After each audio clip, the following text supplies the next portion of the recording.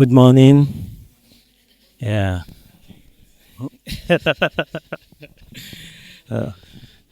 I'm Bababunmi Williams from Nigeria, and I will be presenting on Beyond the Camps, the transformation of the Goza internally displaced person in Jimeta, Yola, Adamawa State, Nigeria. Okay. Okay. Globally, most IDPs in protracted conflict areas do not stay in formal camps. Most times the government agencies and international humanitarian agencies or NGO, they build formal camps for IDPs for them to stay. And most times the camps are very limited in spaces, and they are not actually enough to actually go around the the enormous number of persons that have been displaced.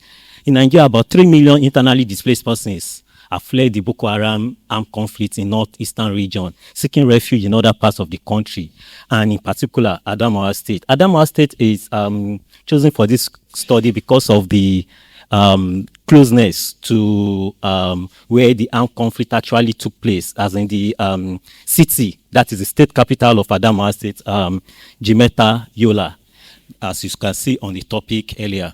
The Jimeta is the commercial city of Adamawa State, while Yola is the state capital, as in is the city, as in is the other city that act as the state capital. Then 2014, before I go on, 2014 was the peak of the Boko Haram incident in the sense that it was that 2014 that the Boko Haram invaded most of the cities, especially in the northern part of Adamawa State, from Mubi to Madagali to Michika, and even Goza as a town on its own, because Goza borders both Adamawa and Borno states. The people of Goza are also in Madagali and shares border with and also in Borno State. So the displacement caused by the insurgency triggered the Nigerian government and humanitarian agencies to establish over 1,000 camps across the states in the northeastern part of Nigeria. Less than 10% of the IDPs stay in camp. So you can imagine that from this number, 3 million, just probably 10% living in camp.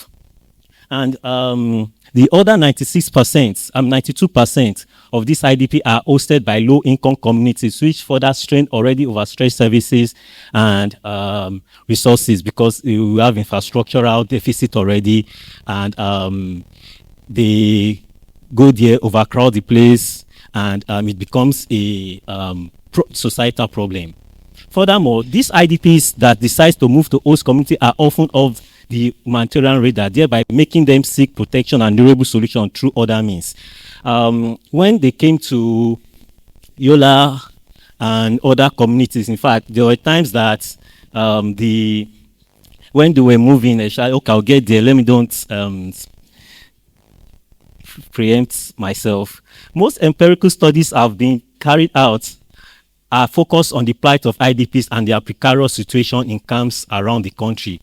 And their vulnerability, because most times the camps are always in a deplorable situation, and most of them, when I ask them, why are you not staying in camp, they said, no, they can't stay in camp because they won't be able to live their life, and they will be so constrained and restrained that such that it becomes very difficult for them to even live. And some of them are too kind of proud that, no, I can't be begging for peanuts and hustling for the small pieces of bag of rice and spaghetti and noodles that they'll be giving in camp.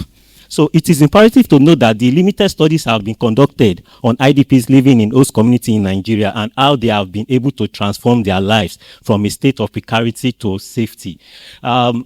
This study actually look at how the IDPs staying in host community transform their life from the stage of being ruptured. That is when their life was ruptured at the point of the Boko Haram attacks. Because during the Boko Haram attacks, their social capital was actually brought to the barest minimum. For you to actually live your life well, you need this social capital around you and all that. But you see a situation whereby their parents were killed, their siblings were killed, and even their farms were taken away. Their farmland was actually adopted and invaded on, such that they don't have, they had to even flee. At the initial stage, they fled to the mountainous region because the place in borders, the place has to do with mountains. That is the Mandara Mountains. The highest peak is at Cameroon. So the next slide. Okay, my research questions are: in what ways are the lives of the IDP ruptured? How were the IDPs received? What was the process through which their life were transformed? In answering these questions, two theories were adopted. They are resilience theory and social capital theory. I actually adopted these two theories because of what I saw during the field work, and the resilience theory has to do with one bouncing back from a kind of shock, from a kind of failure or a setback that has happened to you already, and you have to as an internat, you have to increase your internal capacity and become strong so that you can actually how will I put it now, bring back your self-esteem back and all that. So social capital theory was actually adopted too because of the fact that when I was interviewing them, the IDPs lost their family and their loved ones, which is like the binding capital. We have binding capital, we have the bridging capital, and and even some of their belongings to their physical capital too was actually lost. Their houses were burnt, and they don't have anything other than themselves. And in fact, some of them. Okay, let me go on with. Okay, for the theoretical framework, I actually integrated social capital theory and resilience theory together. This is the host community encircled the social capital, which has to do with trust, social network, and the social norm, which at the point of the Boko Haram incident, they were actually down weak, and the IDPs became very vulnerable at that point, and their resilience was gone and all that. So methodology, exploratory design, qualitative in-depth interview, and key informant interview was adopted, and I used content analysis. The sampling techniques was purposive and snowballing techniques. Sample size was 43, 20 from Jambutu and 23 from Jimeta. This is the map of the study area. You can see the Adamawa. Then this is Jambutu and Jimeta in the yellow colored stuff there. Okay, ruptured lives of IDPs, discussion of findings. Okay, let me quickly go to the innovation and the tenacity. Because when you look at when their life were ruptured, they actually had to move from villages to villages, seeking for what? Refuge. But at times, there were some villages that would accept them. At times, some villages will just tell them, okay, sleep, and the next morning you find your way. So, but all throughout their journey, they didn't really find this protection they needed at the initial stage, and they had to find their way to city. Majority of them had to find their way to city. Then when they got to the city, in fact, it was really scary for those living in the city at the initial stage, especially because most of them, they were Christians, and so you'd see some Muslims too among them. So they had to actually go to church. That is the EYN, that is the Church of the Brethren, and the Catholic Church, because that is their major churches they go to. So they actually went there, and the Reverend Father at the St. Teresa Church was actually skeptical because the Bishop of Yola wasn't around, and when they came in their large number, they were like, he was like, how can he actually accept these people? He was fearful. But he had to call the bishop who was not around then. Then the bishop told him that, okay, you can take them in, and they had to close the primary school where they run. They closed it down for them, and they stayed there for a while.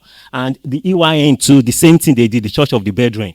So after then, the church started looking for ways through which they can actually survive, because they looked at the fact that the church cannot continue to cater for their needs because of the expenses. The government wasn't coming in, and other humanitarian agency wasn't coming in for them. So they put them in groups, and what they did was that they actually gave them some money, some 5,000, some 10,000 naira. That is like $3, $2, depending on what they want to do. So they started, and it was at this stage that even strangers and friends and family came to their rescue too, around Yola and Jimeta, Jambutu Oasis. They came to their rescue. Some, in fact, the research assistant I used was actually, he told me that he actually, at a point, he had like 70 IDPs that he was feeding in his house. So this is the grain market that they established. This is the chairman of the grain markets, and now in fact, trucks come from all over Nigeria to get grains from here.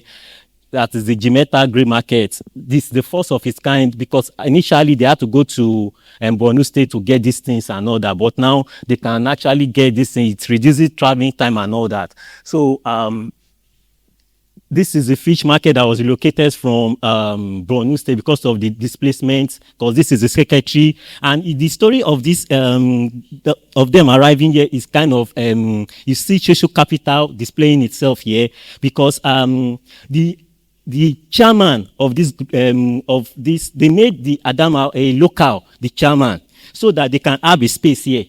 Because if they don't, because they are mostly Goza people, they don't have what they call it. They don't have stay in the mainstream Adamawa state. So what they do was that they used an indigene of this place that is very close to the Lamido of Adamawa to get the space here. So you have, in fact, this is a multi-millionaire or multi-billionaire fish market right now, that they started from the scratch and all that. This is my research assistant and all that. Then, yeah. Well, okay. Yeah. Conclusion. One thing I observe is that those that have weak capital and very weak resilience could not actually transform their life. That is, then with those that have very strong social capital, which Afas was talking about infrastructure. It is social capital. With strong social capital and strong resilience, they actually transform their life, and they impacted positive to their environment, and the economy of the community where they are staying becomes larger. Thank you.